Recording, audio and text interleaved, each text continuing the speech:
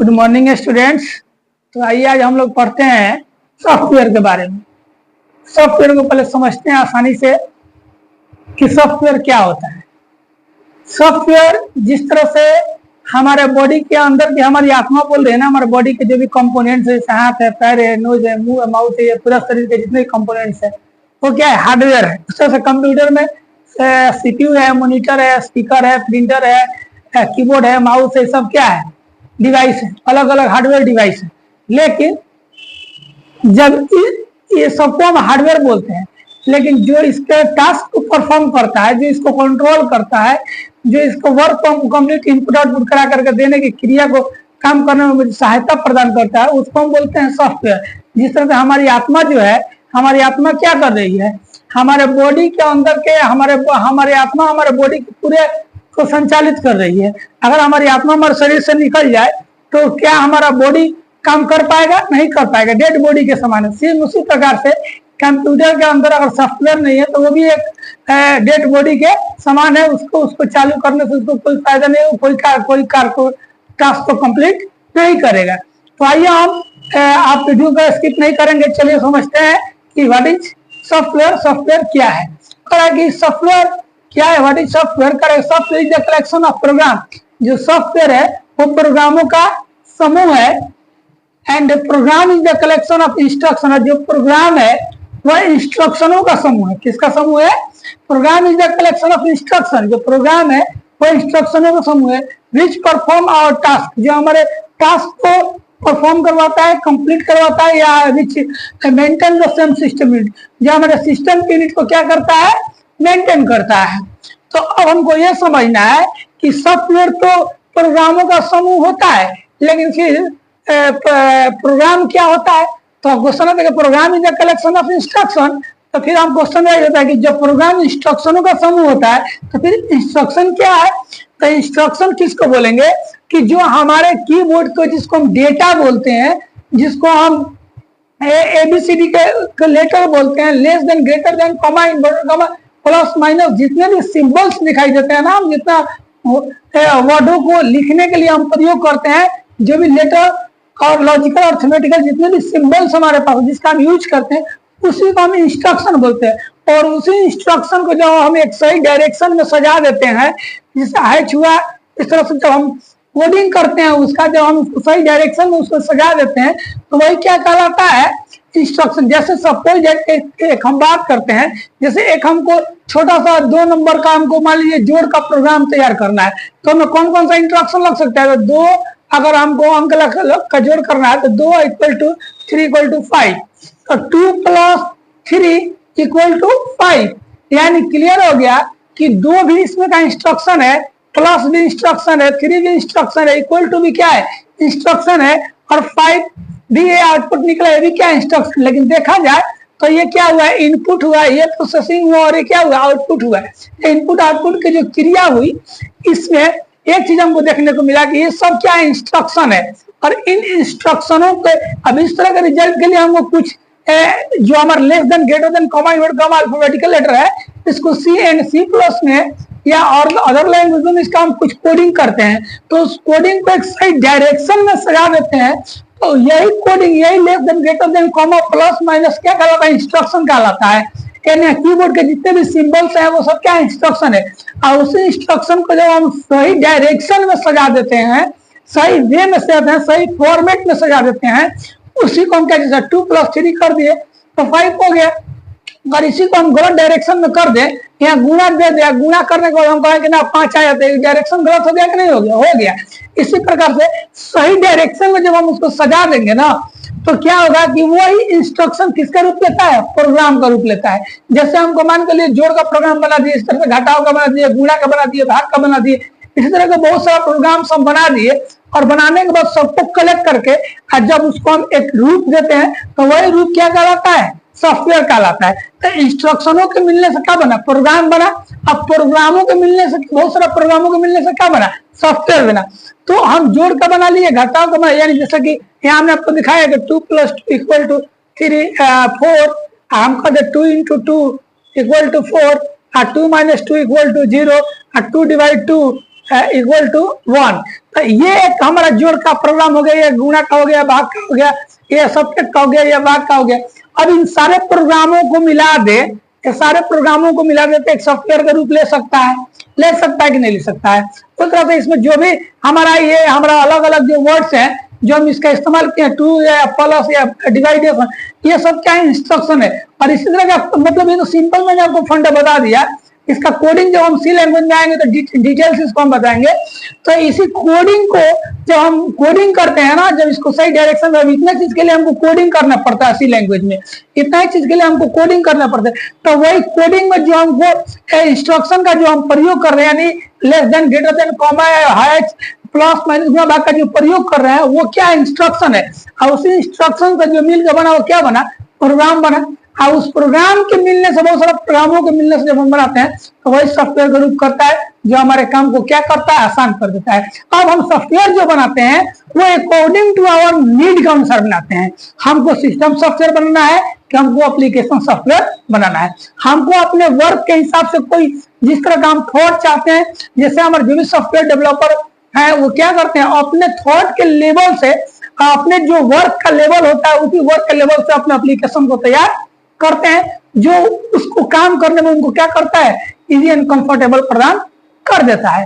तो क्या करे, सॉफ्टवेयर हमारे काम को आसान कर देता है, जाके हम उसको कम समय में किसी वर्क को कंप्लीट कर सके। तो समझ में आ गया होगा कि सॉफ्टवेयर क्या है। अब करेंगे, there are two types of software. अब सॉफ्टवेयर के भी दो प्रकार हो गए, एक सिस्टम सॉफ्टवेयर और एक application software. System software computer का मेन सॉफ्टवेयर होता है, जिस तरह हमारे बॉडी के अंदर हम कोई दुनिया में कोई भी बात को जब हम डेवलप करेंगे या कोई चीज हम बनाएंगे, जब तक हमारे अंदर आत्मा नहीं रहेगी तो हमारे बॉडी का सबसे मेन सॉफ्टवेयर हमारी आत्मा है, यानी सिस्टम सॉफ्टवेयर है। जब हम मानो अगर कोई लड़का जन्म लेता है, अगर लड़का मरा हुआ जन्म लेता है तो उसको बोलते हैं कि ये लड़का डेड बॉडी है, मतलब ये कोई काम का नहीं है। लेकिन वही बता, जब जन्म लेते वक्त उसके साथ प्राण होती है, उसके साथ सिस्टम सॉफ्टवेयर होता है, तो उसका बॉडी पूरा काम करता है, तो उसको हम सिस्टम सॉफ्टवेयर बोलते। उसी प्रकार से कंप्यूटर जब आता है ना, तो कंप्यूटर का पूरा असेंबल करने के बाद उसमें सिस्टम सॉफ्टवेयर का इंस्टॉलेशन काफी जरूरी होता है। सिस्टम सॉफ्टवेयर अगर कंप्यूटर नहीं होता है, अगर सिस्टम सॉफ्टवेयर के रूप में अगर हम देखा जाए तो हम इसको ओएस भी बोल सकते हैं, यानी ऑपरेटिंग सिस्टम भी बोल सकते हैं। इसको कुछ लोग ओएस बोलते हैं, कुछ लोग इसको ऑपरेटिंग सिस्टम बोलते हैं, कुछ लोग इसको विंडोज के नाम से भी जानते हैं। किसके नाम से जानते हैं? विंडोज के नाम से भी जानते हैं, यानी Windows 7, Windows 10, Windows 8, Windows 11, Windows 11 pro, समझ में आ रहा है ना।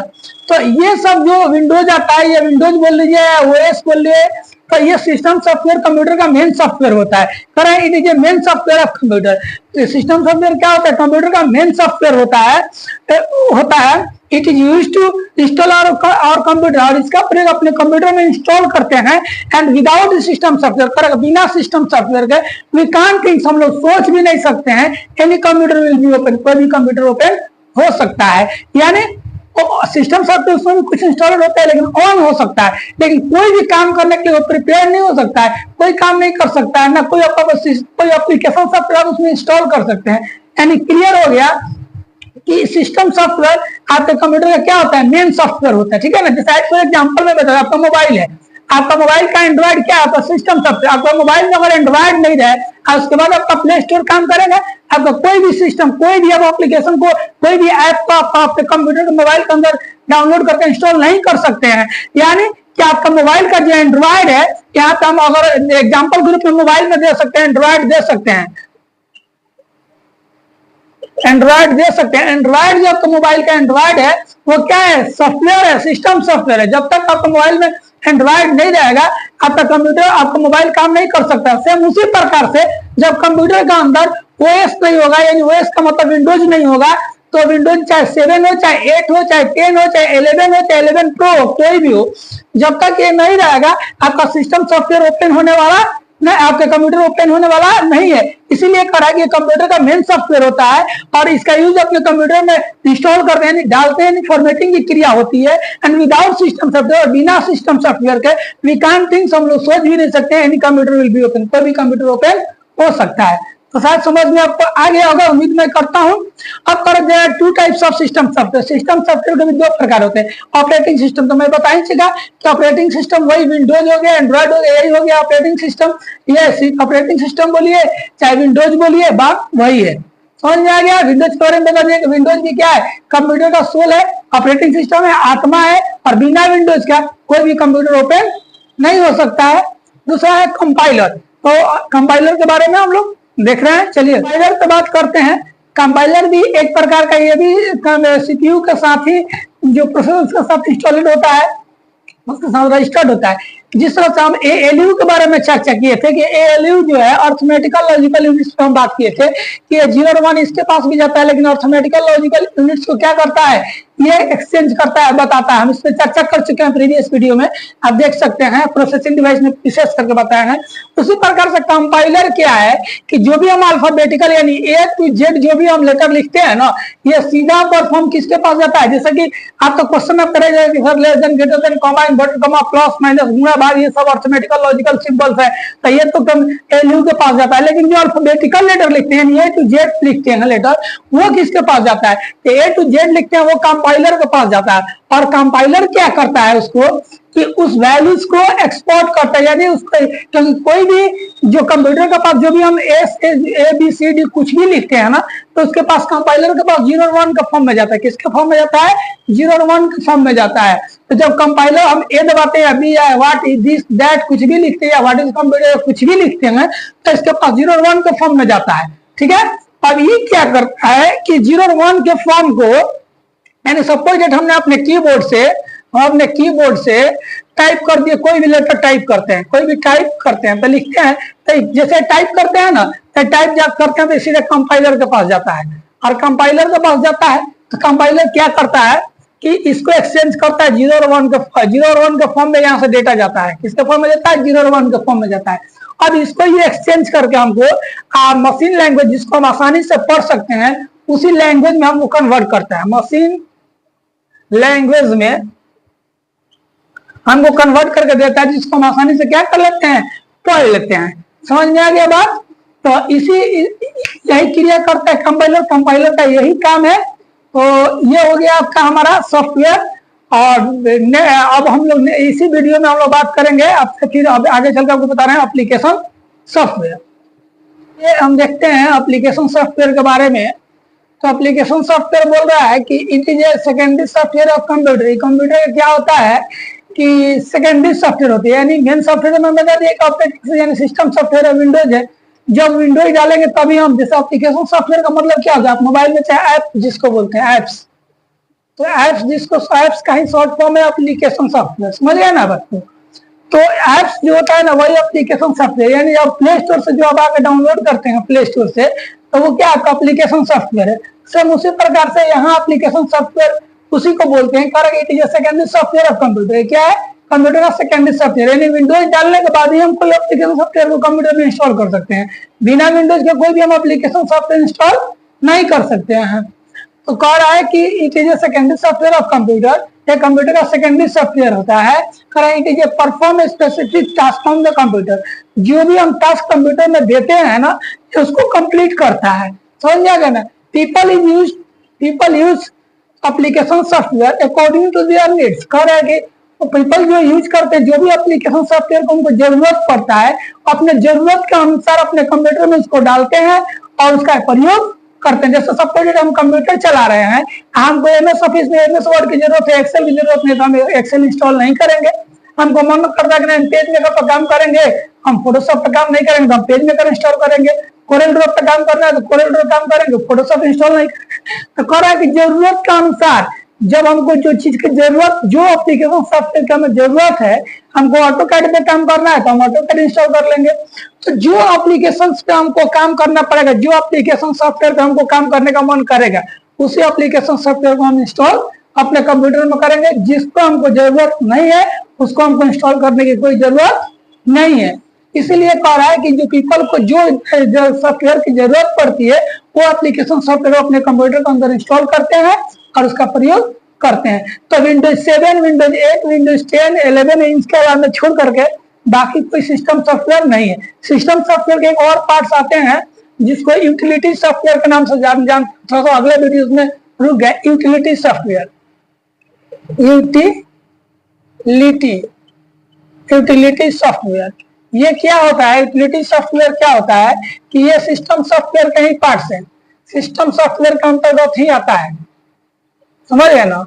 सिस्टम सॉफ्टवेयर में ही ये भी आता है। तो इसके अंदर कौन कौन आता है? सिस्टम सॉफ्टवेयर में यूटिलिटी सॉफ्टवेयर के एग्जांपल में कौन कौन आ जाता है? तो इसका समझना है तो एंटीवायरस आ जाएगा,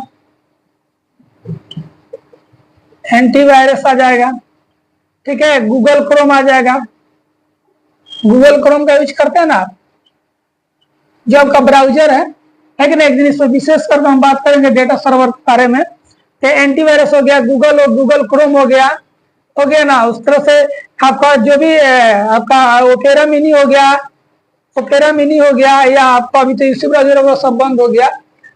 उस तरह से आपका इंटरनेट एक्सप्लोरर हुआ। तो ये सब जो ब्राउजर है ये क्या है? ये ओपेरा मिनी लिख लेते हैं। तो इस तरह के जो ब्राउजर है एंटीवायरस है, कोई भी एंटीवायरस हो तो इस तरह का जो है ये यूटिलिटी सॉफ्टवेयर के अंतर्गत आते हैं। समझ गए बात को? तो जो यूटिलिटी सॉफ्टवेयर हो गया, एंटीवायरस हो गया, गूगल क्रोम हो गया, मोजिला हो गया, ये सब क्या है? ये सब यूटिलिटी सॉफ्टवेयर के अंतर्गत आते हैं। और बाकी जो आगे वो किसका अंतर्गत है? एप्लीकेशन सॉफ्टवेयर के अंतर्गत आते हैं। तो इस तरह से आज हम लोग का सॉफ्टवेयर का क्लास कंप्लीट हुआ। नेक्स्ट वीडियो में हम लोग, आप इंतजार कीजिए, बहुत बेहतर तरीके से हम आपको मेमोरी यूनिट बताने वाले हैं। तो चलते हैं, मेमोरी यूनिट के बारे में नेक्स्ट वीडियो में हम लोग पढ़ेंगे। जय हिंद दोस्तों, फिर मिलते हैं नेक्स्ट वीडियो में।